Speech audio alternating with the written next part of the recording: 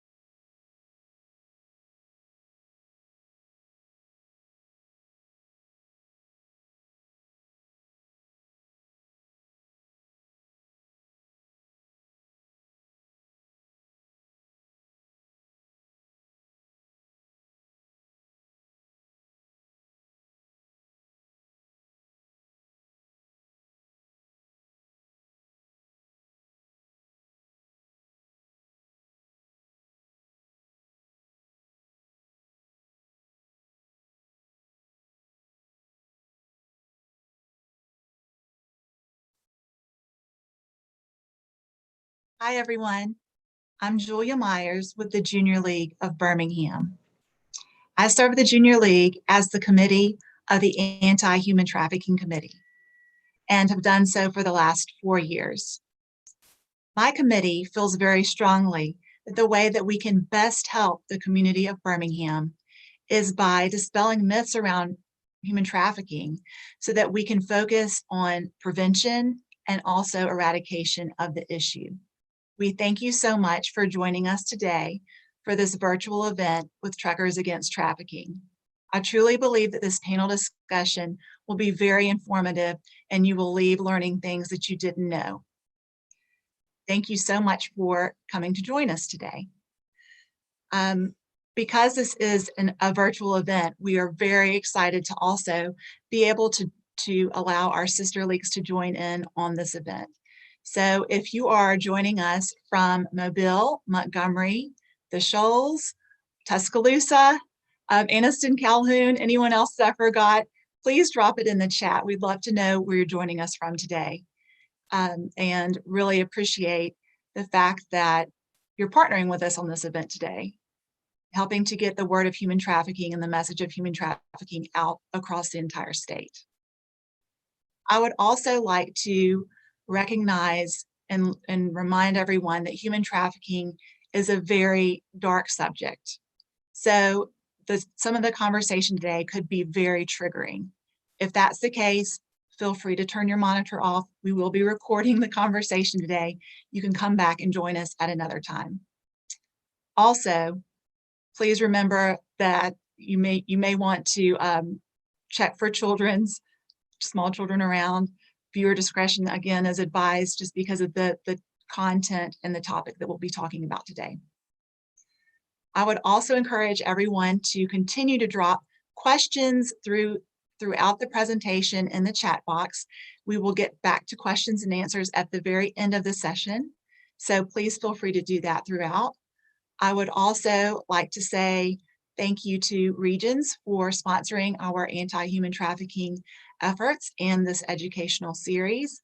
And finally, if you're interested in donating, that would be wonderful. This is a free event, but any donations online will go to fund future human trafficking events.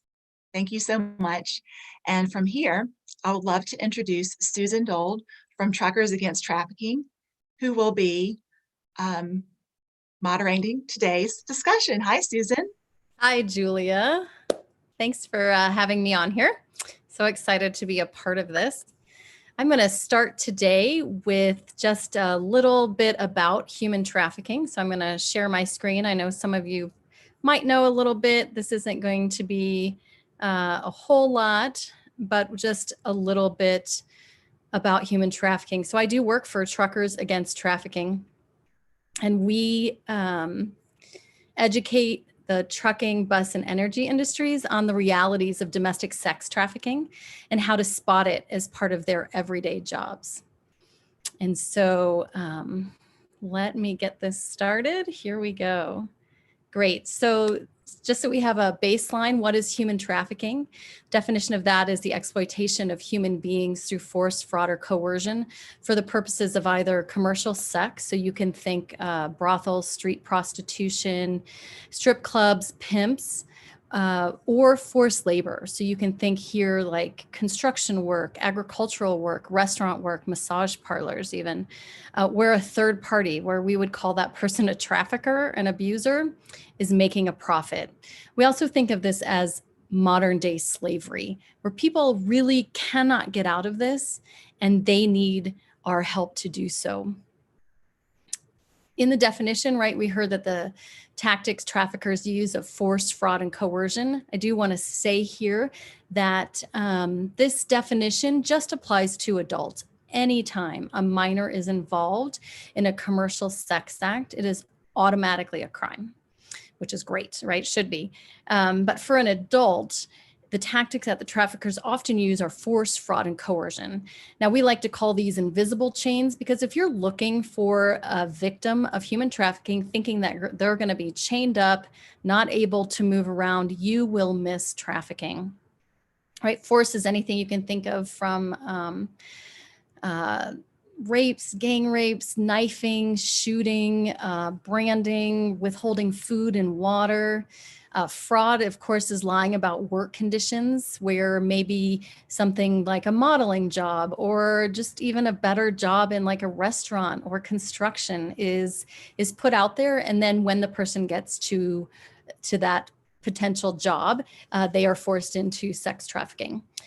Coercion, however, is going to be the most often used tool of traffickers, right? They prey upon vulnerabilities and work their way into the lives of these victims, and really use coercion. And this can be threats to their life, threats to their families' lives, all kinds of things. And so this is where a person really cannot get out of the position that they're in.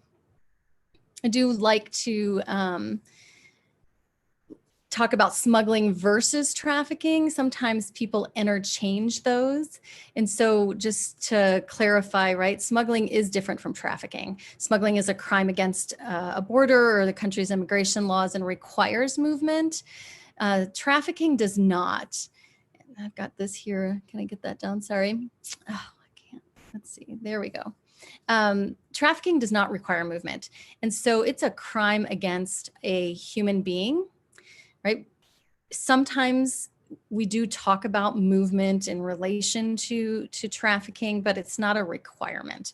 So these two, of course, can be interrelated. Smuggling, people who are smuggled can be trafficked, and people who are trafficked can also be smuggled.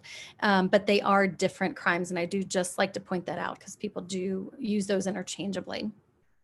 When we talk about the scope of trafficking, right, we know worldwide there are somewhere around 40 million victims of human trafficking globally, $150 billion criminal activity, right? This is making a lot of money, second only to illegal drug activity. We know it's happening in all 50 states because the National Human Trafficking Hotline number has received calls from every single state, including DC, and every type of city that there is.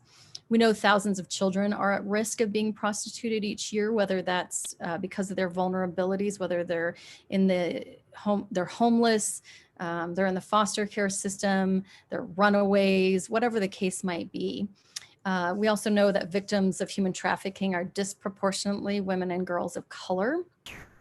And Polaris has a stat that says a victim may be forced to have sex up to 20 times a day. And really, we would say that this is rape, right? They're raped 20 times a day. Just because money exchanges hands does not mean that that act is consensual. When we think of traffickers, typically something comes to mind, right? A vision of what a trafficker might look like. I know I have my own vision of that, or at least I did before working in this field. And so here's some traffickers in the news, right? So let's dispel the myth that a trafficker always looks one certain way. We've got an Army vet, an ex-firefighter, Amber Parker here. She was an 8th grade teacher trafficking her children or her kids in her class. In the upper right-hand corner, I always like to point out this lady. She was a deputy consul from India to New York. She brought a young woman over to live in her house and work in her house, but kept her visa, made her work long hours for low pay, and she was convicted of labor trafficking. So in reality, the traffickers end up looking a little bit more like you and me, as opposed to what we might think based on the media. Speaking of the media, right? So why does this exist? You know, the media portrays they glorify the pimp style, right? So look at all these titles, you know, pimp your phone, pimp your vocab, where they're interchanging pimp with good. We know that pimps are traffickers, right? They are criminals. And so we need to change that narrative and start really talking about this in the correct terms. So let's not use pimp in a good way, and let's challenge people who do that. And then the media also objectifies and dehumanizes the prostituted person all across the board, whether it's TV, movies, even video games. So you can see in the lower right-hand corner here, Grand Theft Auto 5. I always like to point this out. They have a point in the game where you can have sex with a prostitute in the back of your car, or what we would of course say a prostituted person. But in the game, you know, they really just refer to that prostituted person as a hoe, right? What, again, terminology that dehumanizes that person that's being victimized. And so in this game, in the Grand Theft Auto 5, you can have sex in the back of the car and then kill her for no reason. So I know that I've had teenage boys. My boys are grown up now, but when they were teenagers, you know, they would go over to other people's houses and they would have this game there. So let's, you know, make sure we're having conversations with our boys around this topic. But the media for sure just digs into that stereotype of pimp is good and a prostituted person, you know, is bad. And we need to challenge that. So let's make sure that we're doing that. I did just want to point out that it's, you know, prostitution or forced prostitution, trafficking is happening everywhere, including Alabama. So I just pulled some headlines that I found. 15 arrested in Fultondale. I'll caveat this with, I don't know where any of these places are in Alabama, but nonetheless, they are still in Alabama. And 14 people arrested in West Alabama as part of a human trafficking investigation. And then the last one says Opelika, Alabama, a year-long investigation into sex trafficking yielded big results, right? Where a woman was actually arrested for allegedly forcing multiple underage girls. So a lot of times when I talk about trafficking, because in the United States, it's typically a young woman or a woman that's being trafficked, and then her trafficker is typically a male, but that is not always the case. We know, of course, from my little slide before that traffickers can be women.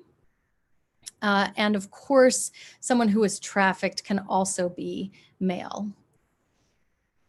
Here's some statistics from the National Human Trafficking Hotline, Polaris. They have a website. You can go to Polaris. I think it's polaris.org to get these stats, but I just thought I'd pull them. So these are the last stats that were known for Alabama. It was 2019. Hopefully they'll be updating 2020 stats here soon. But in 2019, they had 286 contacts from the state of Alabama called into the National Human Trafficking Hotline. Potentially 82 human trafficking cases reported. There's a lot of information here, but I will point out that the type of calls that they got in, 60 of those, or 60 of the cases, were sex trafficking, 10 were labor trafficking, and 7 were a combination of sex and labor trafficking. A couple different venues that were called in as well. Victims of trafficking, I will say, you know, the citizenship here, the majority were US citizens. And we find that to be the case. We're talking here about domestic sex trafficking, also labor trafficking, but it's US citizens trafficking US citizens. And it's a big deal. It is for sure happening. What I would like to say also on this slide is just, anytime you might think trafficking is happening, and we're going to talk to some experts here about what's happening in Alabama, but the National Human Trafficking Hotline is a number that anybody can call at any time if they suspect trafficking, or even if they're unsure of what's happening. So encourage you to put this number in your phone. We break it up like this, 888-37-37-888, because it's easy to remember. You can also text "Be Free." But they will answer questions, walk you through. And of course, I always like to say, if you think trafficking is happening, or if there's an emergency, always dial 911 or call local law enforcement. All right. That is the end of my little intro there into Human Trafficking 101. I'm going to stop sharing my screen and we're going to talk to some experts here. I'm going to stop sharing. Great. So today we are going to talk to 3 people, my panelists. If you can go ahead and put your videos on, that'd be great. And unmute yourself when I call on you, that'd be great. So thanks for coming today and being a part of this discussion, ongoing discussion that always needs to be had. The more people that know that trafficking exists, know the signs to look for, the more help we have in hopefully eradicating human trafficking, which is our goal, of course. So if you can all introduce yourself, we're going to go one by one here with Lieutenant Beams. You can start. Introduce yourself, the purview of your office or the role at your organization. Okay, I'm glad to be here today. My name is Lieutenant Darren Beams of the Tuscaloosa Police Department. I've been a police officer here in Tuscaloosa for 20 years. I took over the alcohol and the vice unit at the police department in January of 2017.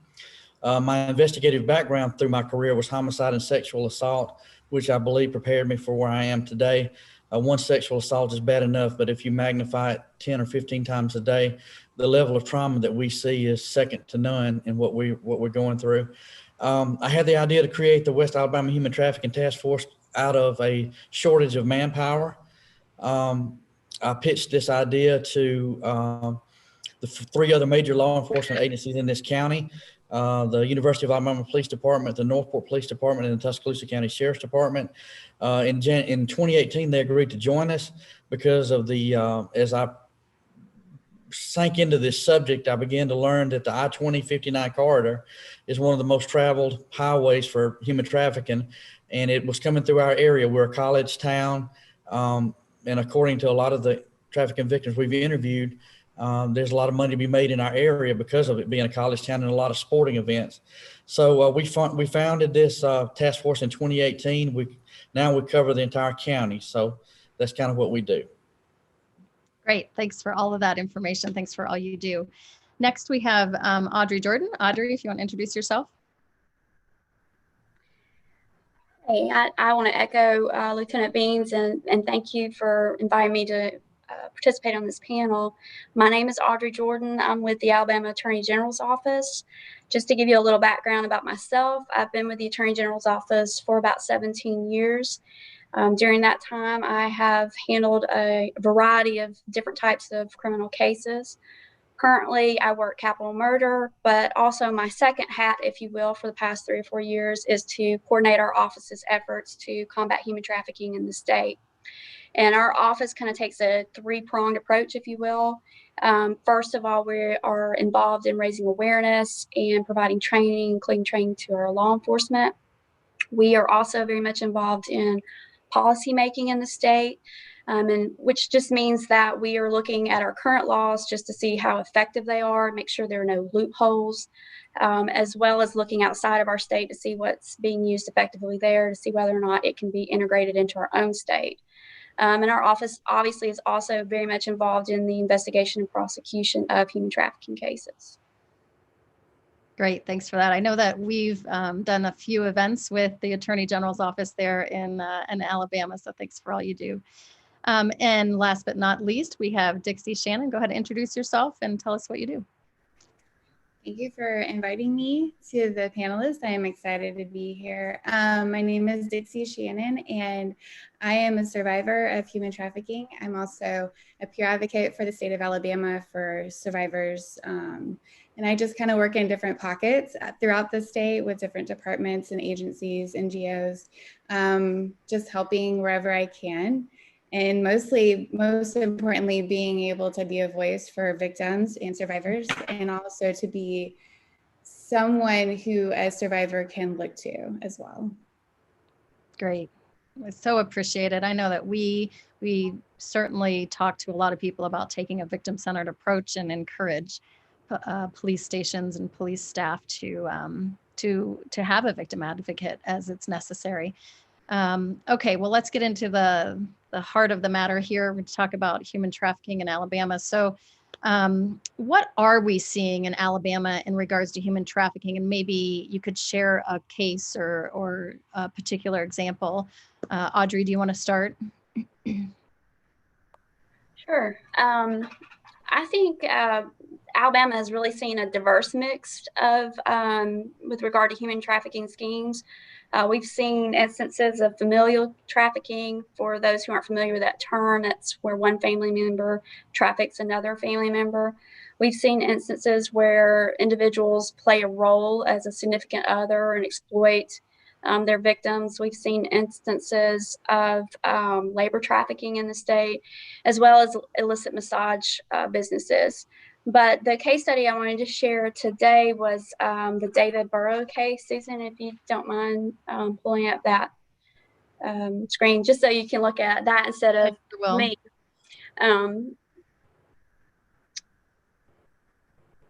So the David Burrows case is, he was actually prosecuted in 2 different counties.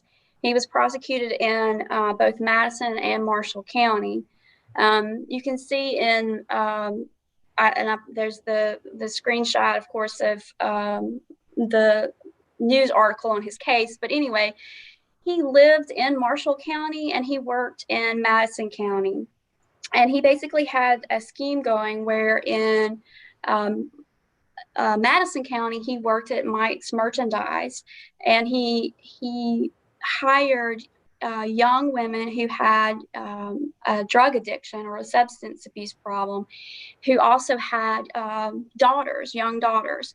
And in the last one that he hired, you can see is Kristen Griffin. He had her bring her 10-year-old daughter along with one of her daughter's friends to his house and paid her in drugs and money so that he could sexually abuse and photograph them.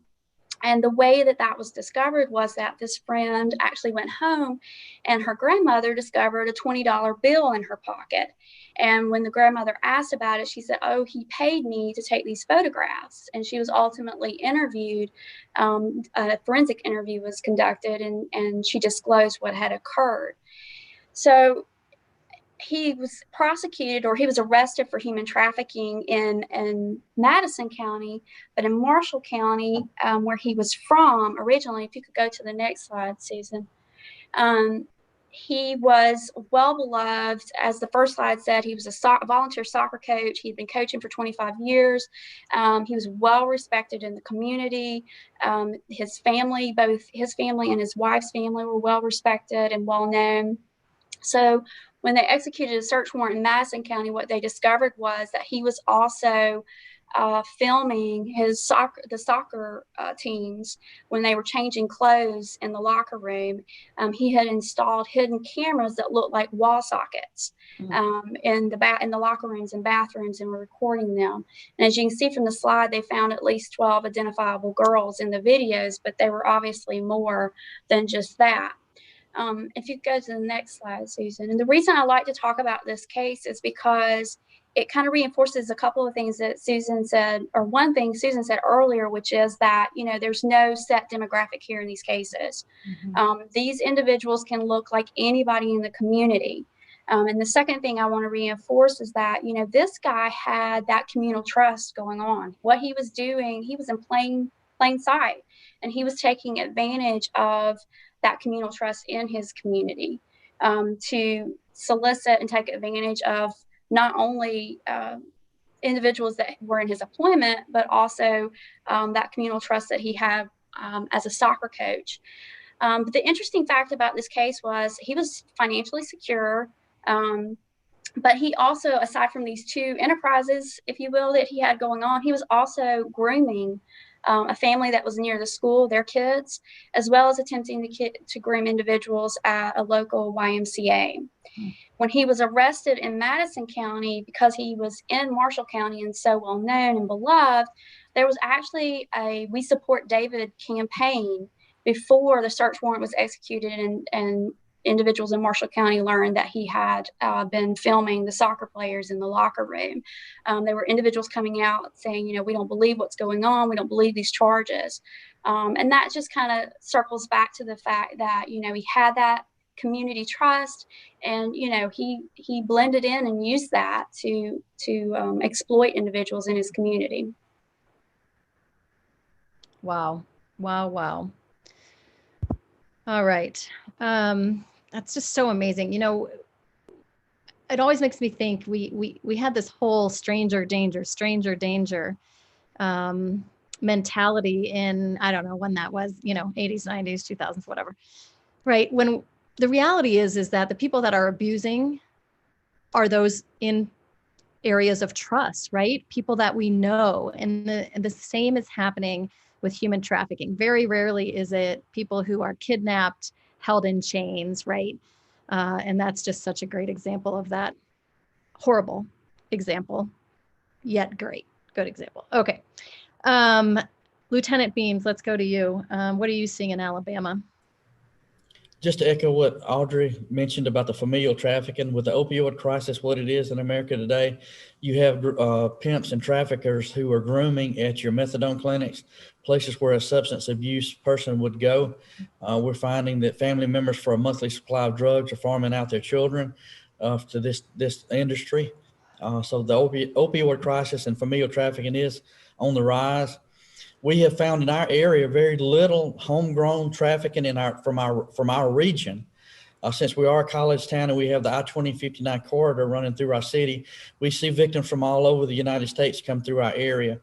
And we know this from interviews with not only the victims, but the commercial sex buyers, or Johns, if you will. We interview them as well when they will talk to us.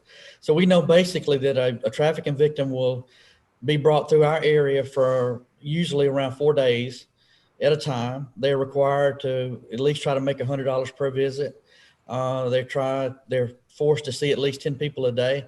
If we had several cases where they did not reach their quota each day, and they would have to stay extra days in our city before they could leave.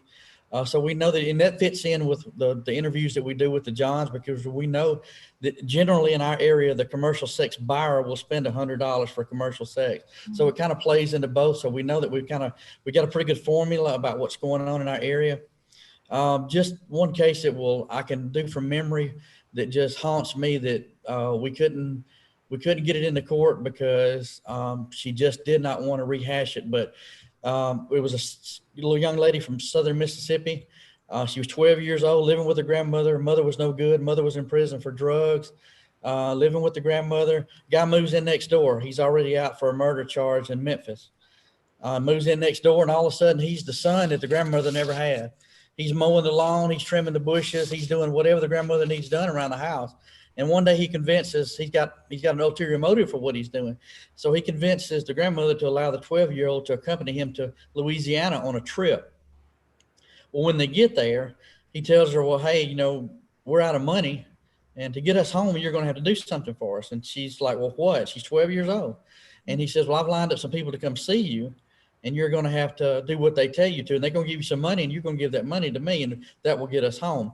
Well, that started the exploitation. When we got her, she was 18. So bear in mind that this exploitation had lasted for at least 6 years. Each time that she threatened to break away and call the authorities, he'd say, look, I've already murdered one person in Memphis. It would be nothing for me to ease over next door and slit your grandmother's throat, and you will never know it. So that, you're right, Susan, when you talk about it's not chains, it's psychological kidnapping. It's psychological chains. She had a child when she was 16 from unprotected sex. That child, when the baby came home, he placed the baby in a microwave. He threatened to turn the microwave on, said, if you ever get out of pocket, meaning if you ever leave me, I'm going to kill this child. So from day one that she brought that child home until she got out of this, that child was in immediate danger, she felt like, and so was her grandmother. At least twice we know of, she came through our area working as a commercial sex worker. When law enforcement was called to the parking lot of the hotel where she was staying, did she sling the door open and say, hey, I need help? No, she didn't. She would not do that because of the psychological kidnapping, the chains that he had on her. It wasn't physical, it was psychological. So that case just still haunts me. She had moved on with her life. When it came time to come to court, she did not want to testify. It takes an average of 3 to 5 years to get one of these cases into court in our area. And she had moved on, got a job at a hospital, raising the child. She had no intentions of coming into a courtroom and sitting down and rehashing what happened to her at 12 years of age. And we understand that. It's a hard pill to swallow when that person goes free. You just look for other type charges. You don't quit. You don't give up. You keep going. But, and I don't blame her. I don't think I would want to rehash that either. But that's kind of what we're seeing. Wow. Wow. Oh my gosh, I'm in tears. Dixie, What are you seeing in Alabama right now? So currently I haven't been out and about like they have.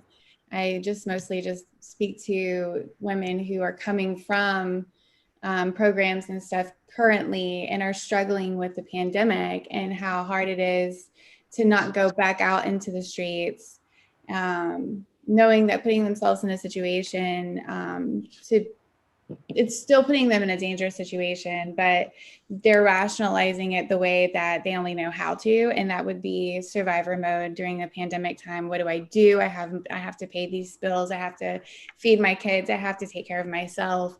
And just kind of, talking them through that and helping them find jobs and helping myself find jobs. It's hard. I mean, thankfully I'm married and I have a wonderful husband and a wonderful family, but that's not every survivor. That's not every victim's current situation. And so, for me at this time, I feel like this is where my path has been placed at, is just kind of being a support system for the current survivors who are trying to really hard stay away from going back into that, not having a trafficker, but just not having an idea as to how to help themselves, and just being that resource for them. And there's so many other resources too to help other people that I'm leaning on as well. So it's not just me by myself, but I'm not out there like I was a year ago. So but I am working with survivors.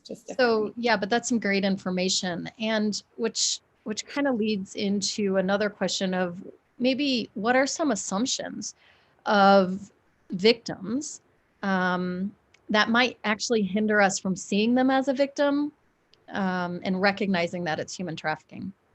My mind goes in like so many different directions when I'm asked that question, and even today.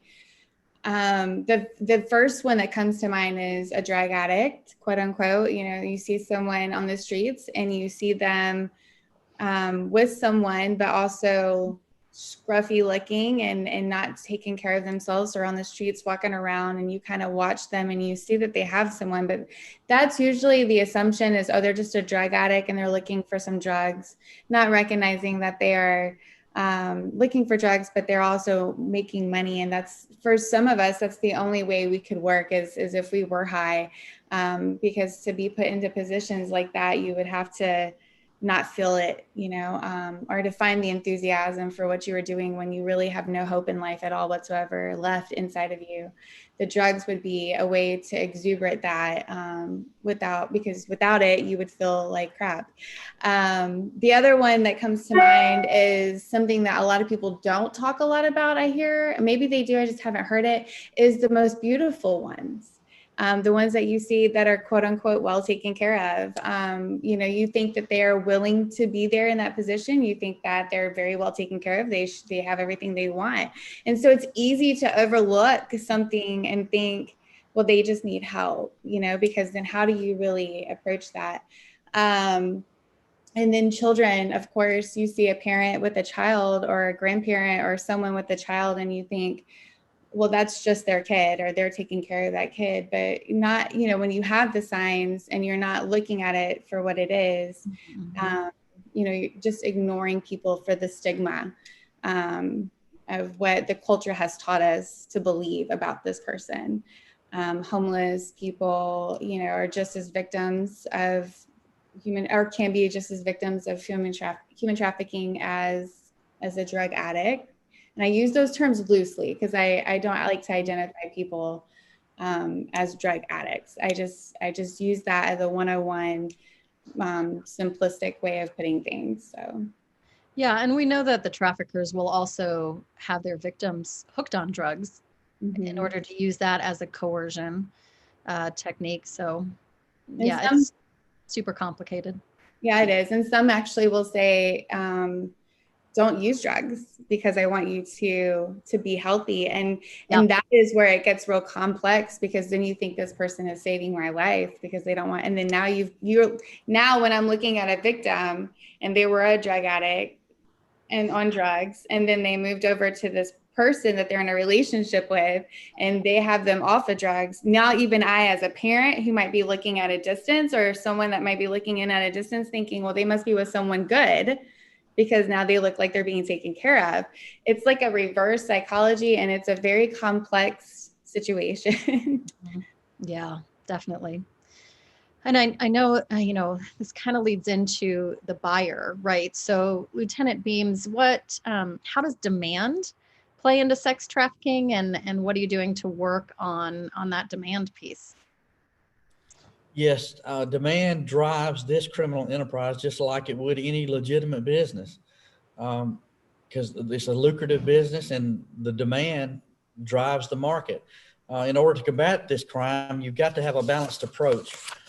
We do education, but our two biggest things that we do are operations to rescue the victims and operations to arrest and prosecute the sex buyer.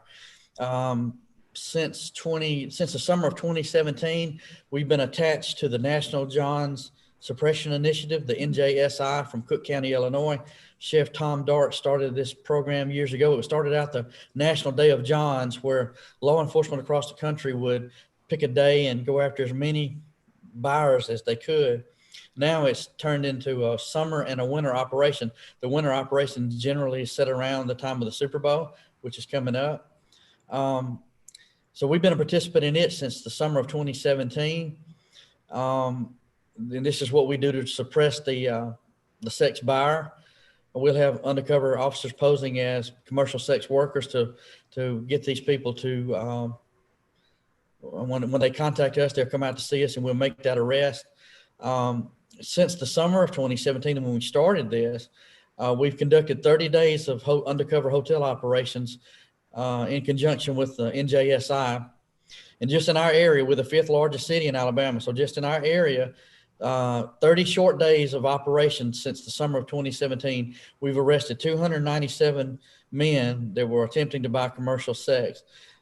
They were arrested on a total of 344 charges. A lot of them had drugs, guns. One even left a small child in the bed at home. Him and his wife were recently divorced, left the small child locked in the house while he came to buy commercial sex. So a variety of charges on those 297 arrests.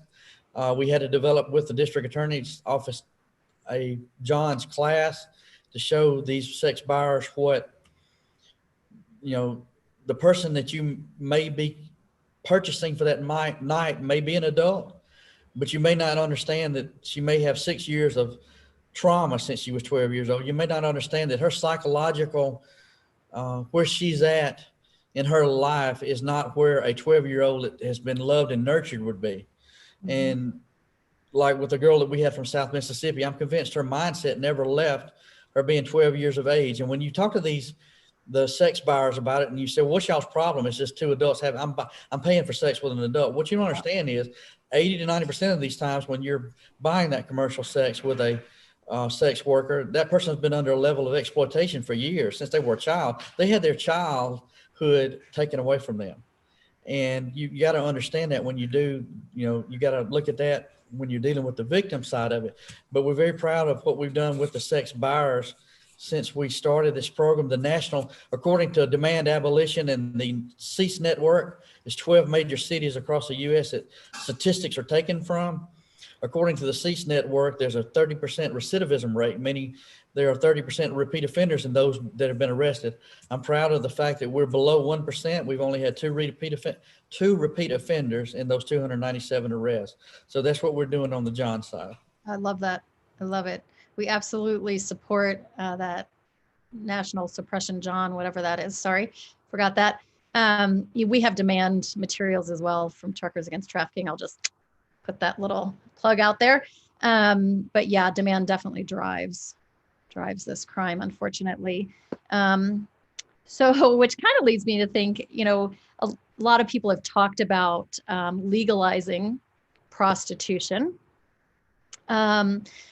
Audrey, what are your thoughts on legalizing prostitution? So I know that the argument for legalizing prostitution is that, it's going to regulate the sex industry and in theory provide greater safety and services for the workers therein. But I think the reality for legalizing prostitution just makes discovering and helping potential victims that are being trafficked that much more difficult, because this is already a crime that's occurring oftentimes in plain sight. If you're going to legalize prostitution, it's just going to increase not only the demand, but it's also going to increase that ability for traffickers to abuse victims.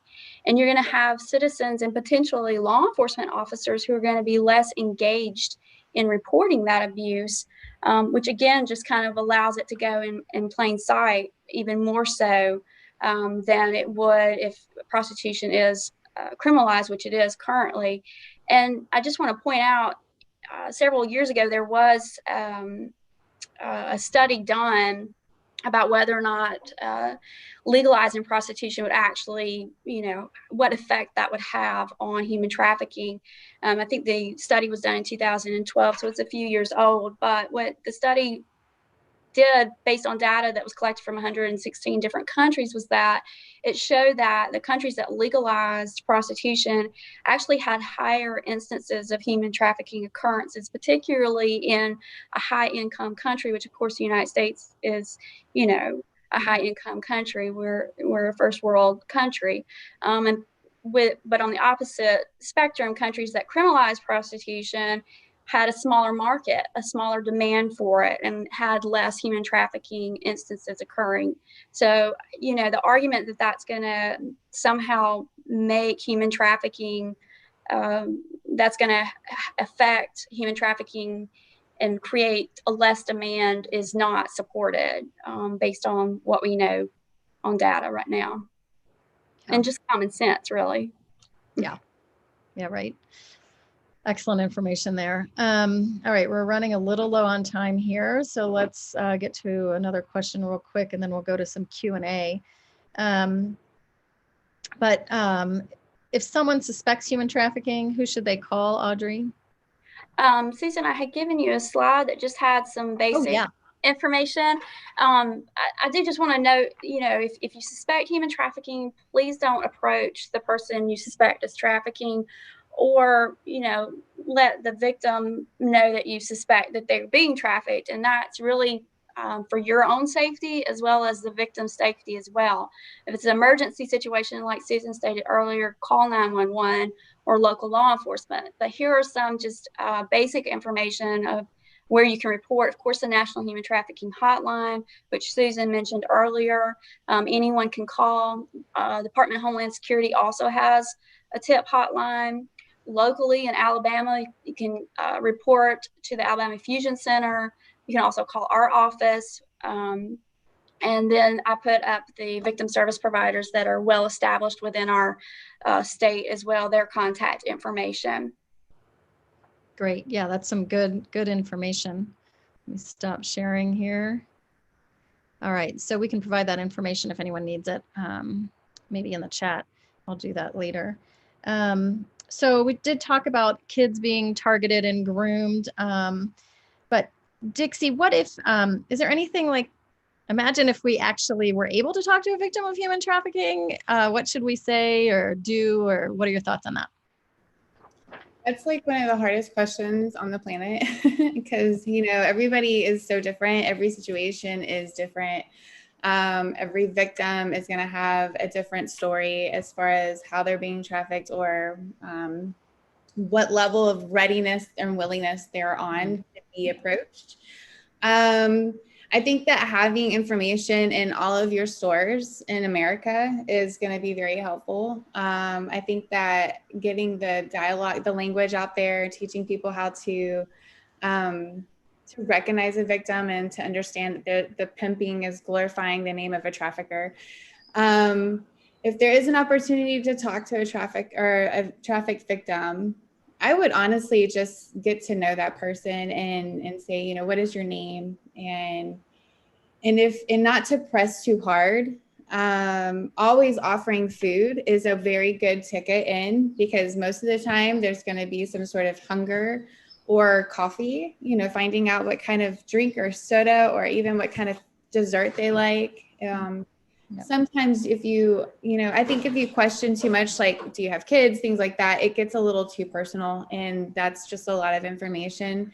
It's really good to remember that when you're a victim of something so dark and heavy, that when you finally get a chance to talk to someone who's so bright and healthy, it's very hard to adjust to that. It's like turning off the lights for a very long time and sitting in a dark room, and then all of a sudden the lights come on and you're just like stung by the brightness of how bright it is and how you can see everything.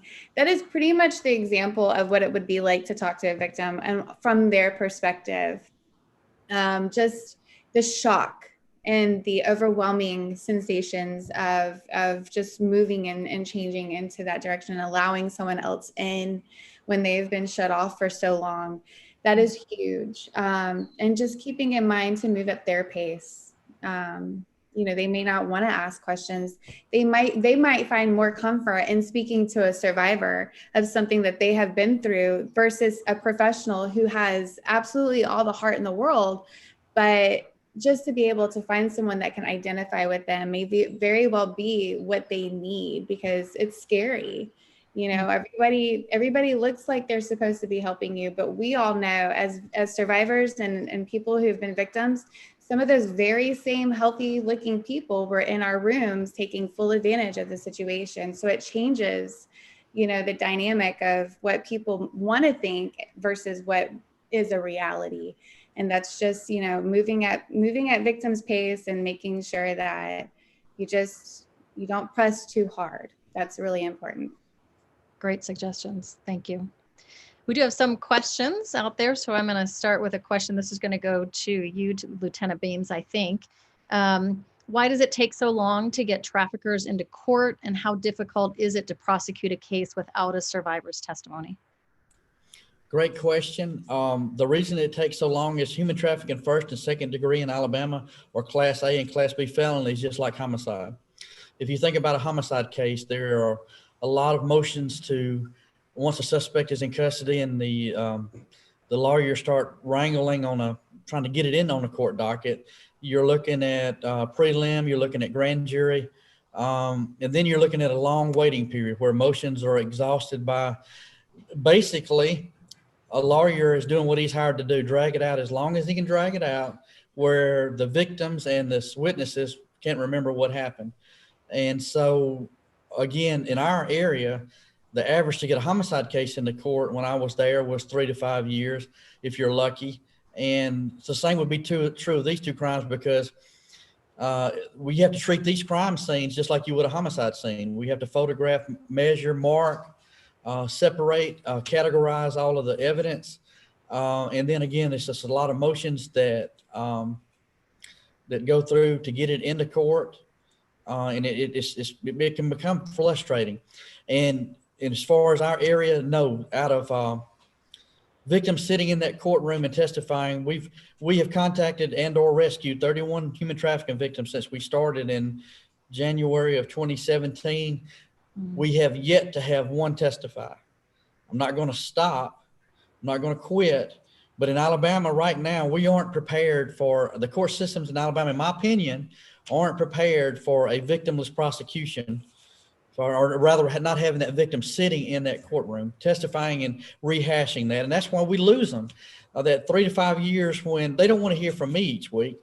They don't want to hear Lieutenant Beams call and say, hey, are you doing okay? Do you need anything? But we do have victim service providers working with us, but that is a long time. And I get it. One of two things happens. The victim either goes back to work for the trafficker and the exploitation starts right back up while they're out on bond, or the victim moves on with their life like the young lady in Mississippi did. She had a child, she moved on, she was raising her child. She didn't want to rehash it. So we run into those two things.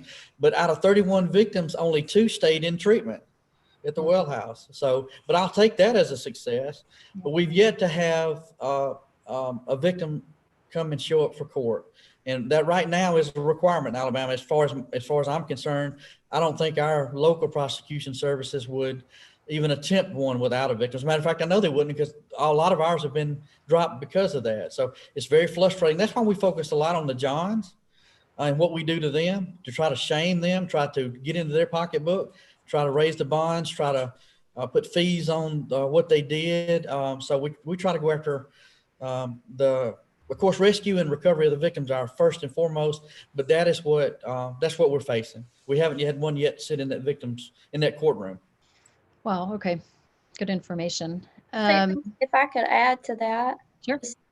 I just want to add one thing with regard to victimless prosecutions. You know, sometimes that's really difficult because of the coercion piece. You know, it's hard to explain why that victim felt like they had to comply with the trafficker's demand if they're not the ones that's actually up there explaining that. And that's what makes prosecuting these cases without a victim more difficult. Not completely. I mean, I think it can be done, but it makes it much more difficult. Okay, good to know. Another question: with current human trafficking awareness campaigns circulating in advance of the Super Bowl, do you know if the World Games Committee plans to address the human trafficking risks in their training and advocacy for that upcoming event in Birmingham? Anybody have an answer to that?